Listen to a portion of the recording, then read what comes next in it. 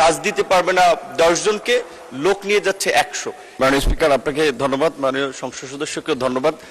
তিনি একটি গুরুত্বপূর্ণ বিষয় আমাদের সামনে এনেছেন। এটা সঠিক যে ইদানিং লক্ষ্য করা যাচ্ছে যে বাংলাদেশি বিশেষ করে যারা দেশের বাইরে যাচ্ছে তারা অনেকে মিলে কিংবা ওই দেশের মালিক পক্ষের সাথে মিলে একটা নামে মাত্র কোম্পানি খুলে তারপরে এখান থেকে অনেক লোক নিয়ে যায়।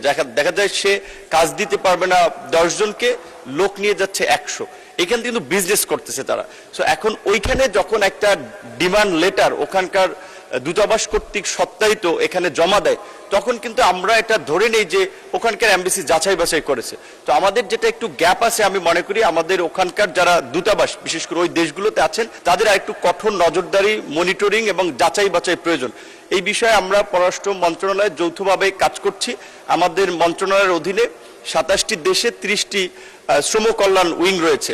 এখানে যে জনবল এবং প্রকৃত অর্থে তাদেরকে যে ফিনান্সিয়াল সাপোর্ট দেওয়া হয় সেটা এই কাজের জন্য যথেষ্ট নয়। আমরা এই বাজেটে সরকারের কাছে বরাদ্দ চেয়েছি আমাদের মন্ত্রণালয়ের লোকবল বাড়ানোর পাশাপাশি আমাদের পররাষ্ট্র মন্ত্রণালয়ের মাধ্যমে আমাদের রেগুলার ডিপ্লোমেসির পাশাপাশি মাইগ্রেশন ডিপ্লোমেসিকে আমরা গুরুত্ব দিচ্ছি। আশা করি আমরা কিছু এখানে প্রতিকারমূলক ব্যবস্থা ভবিষ্যতে নিতে পারবো। ধন্যবাদ।